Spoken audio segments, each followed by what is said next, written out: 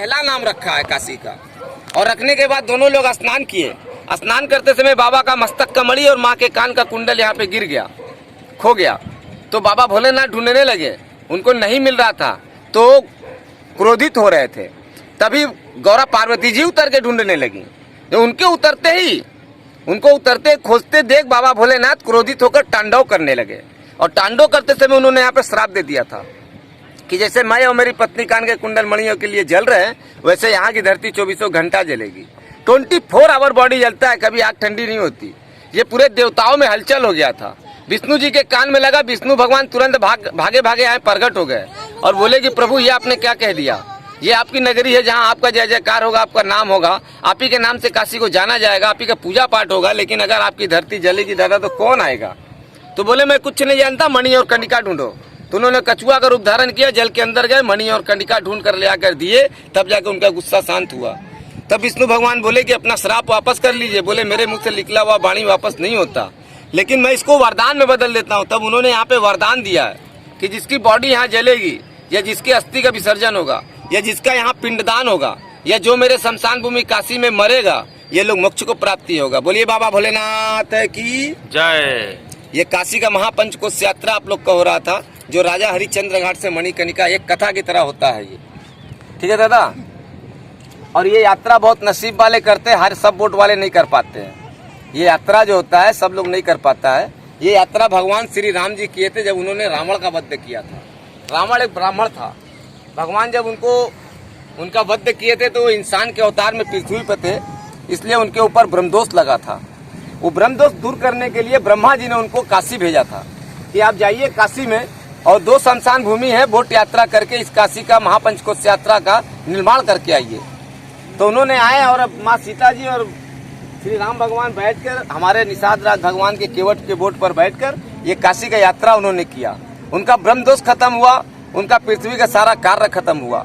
जब वो शुद्ध हो गए तब उन्होंने केवट को दान देने लगे। जब दान देने लगे तो माँ सीता जी ने अपने बाल का चूड़ामणि निकाल कर केवट को देने लगी। जब देने लगी तो केवट हाथ जोड़ के खड़ा हो गया, बोला माते मैं आपसे नहीं ले सकता, आप मेरी माता हैं, मेरे प्रभु मेरे भगवान हैं। आपको याद ना हो तो मैं बता दूं कि आपको वनवास के समय भी मैंने ही नदी पार कराया था, और उस समय आपने हमको आशीर्वाद दिया था, और मैंने बाबा का चरण धो के पिया था। केवट को जानते होंगे, रामायण देखे ही है सर। तो जब उन्होंने अपना परिचय दिया तब भगवान बोले कि हे केवट राज, मैं उस समय वनवासी था, मेरे पास देने के लिए कुछ नहीं था, आज मैं राजा हूँ और काशी का महापंच को।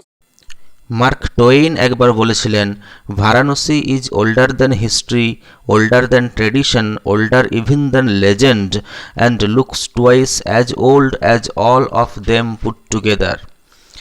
তো হিন্দু পুরাণ অনুসারে ভারাণসী বা কাশী বা বেনারস হল সর্বপ্রাচীন শহর ও ভগবান শিবের লীলাক্ষেত্র। 2000 টাকা দিয়ে একটি নৌকা বুক করে আমরা 4 জনে বেরিয়ে পড়লাম প্রভাতী গঙ্গার বুক চিরে তার পবিত্র ও কিংবদন্তি ঘাটসমূহ ভ্রমণে। সদা চঞ্চল ও সর্বদা জাগ্রত কাশীর প্রতিটি ঘাটেই সর্বদাই চলেছে বিভিন্ন কার্যকলাপ। কোনো ঘাটে আরতি তো কোনো ঘাটে পুণ্যস্নান, কোনো ঘাটে শবদাহ তো কোনো ঘাটে সংকীর্তন। কেদারঘাট থেকে শুরু হয় আমাদের নৌকাযাত্রা।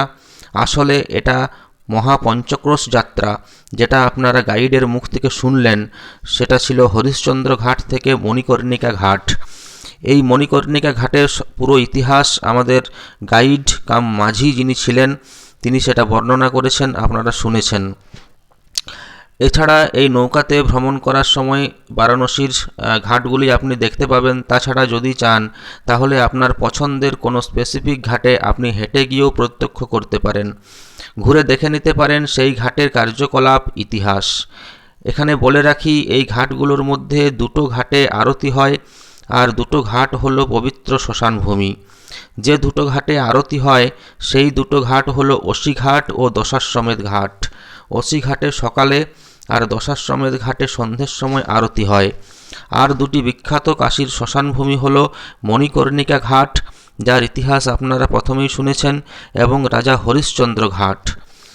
আর ভারাণসীতে প্রায় ছোট বড় 100টি ঘাট আছে, যার মধ্যে কয়েকটি প্রধান ঘাট হলো অসিঘাট, দশাশ্বমেধ ঘাট, মণিকর্ণিকা ঘাট, সিন্ধিয়া ঘাট, গঙ্গামহল ঘাট, চেতসিং ঘাট, তুলসী ঘাট, রেওয়া ঘাট, হরিশ্চন্দ্র ঘাট, জৈন ঘাট, মহানির্বাণ ঘাট, দণ্ডী ঘাট, হনুমান ঘাট, কেদার ঘাট, দ্বারভাঙ্গা ঘাট, মীর ঘাট, মুন্সি ঘাট, মনমন্দির ঘাট, নেপালি ঘাট, ললিতা ঘাট, শিবালা ঘাট, চৌকি ঘাট, অহল্যাবাই ঘাট, রাজেন্দ্র প্রসাদ ঘাট আর নমো ঘাট।